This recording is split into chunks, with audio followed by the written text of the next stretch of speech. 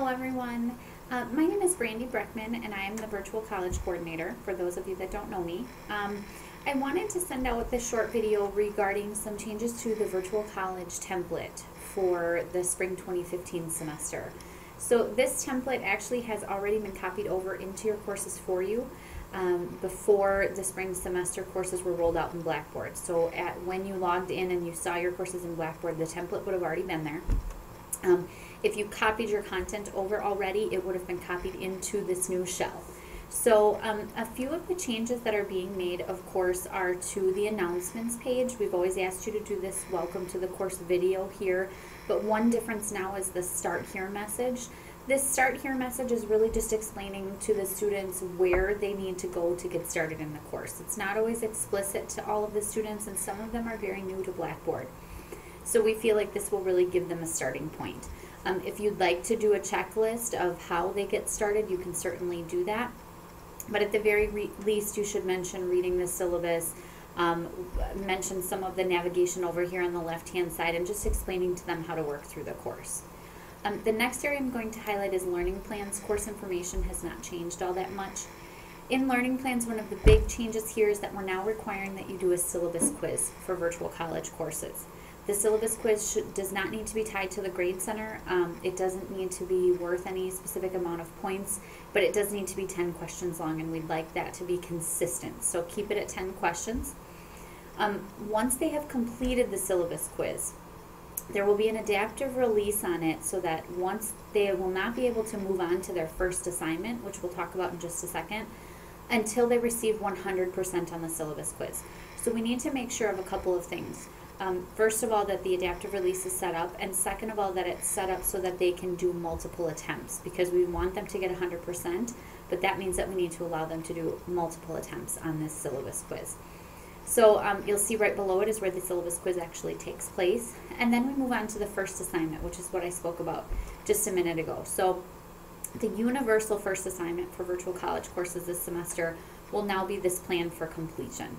And the plan for completion is out here. There's a template out there for you to see. I can pull it up here so you can see what that looks like. It really is just a Word document where they fill in the table the assignments that are required in each learning plan, the estimated time it will take them, and the projected date of completion. So this will help us circle back with the students after the semester has started and say, you know, we noticed this is where you wanted to be by this point and you're not quite there yet. So that's the purpose for that. Also, it serves as a universal first assignment for us, which we've never had in virtual college courses.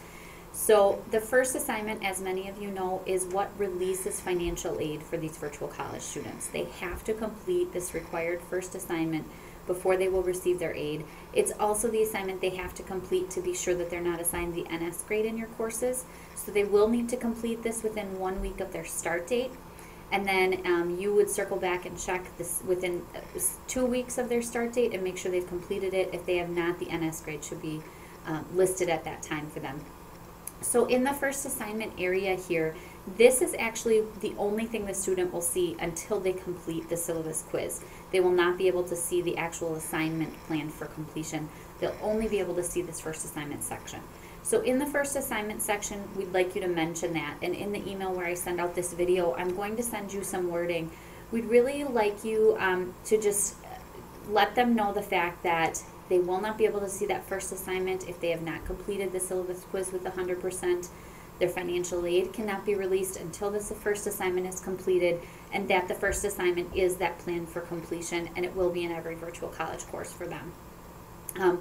You also should be letting them know in this section, because they may not know how to complete this plan for completion. So we want to make sure that they're aware that you have a checklist of activities within the learning plan folders, and it has estimated times on it. And I'll get to that in a second and show it to you.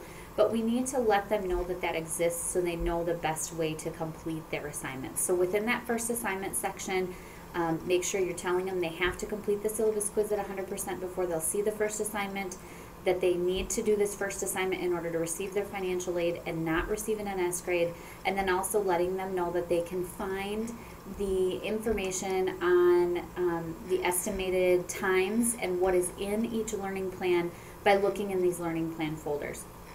So then once they've done the syllabus quiz and their plan for completion comes up, this is what they will see. You can do some more description in here if you would like to about where they can find the information. So now we'll move on to what your part is as the instructor. Again, this plan for completion is something that the student fills out.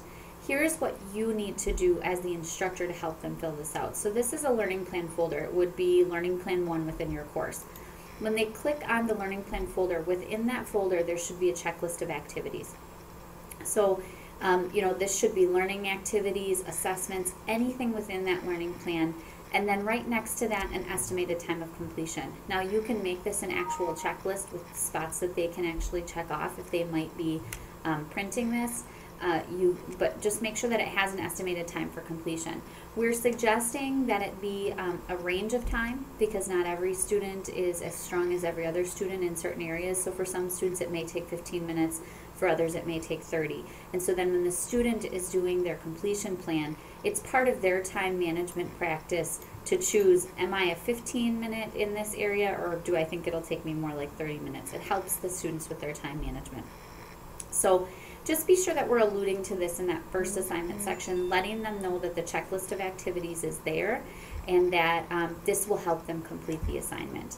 If you have any questions along the way about setting up the adaptive release, about where in the learning plan folders things are at or how to set certain things up, please feel free to contact myself.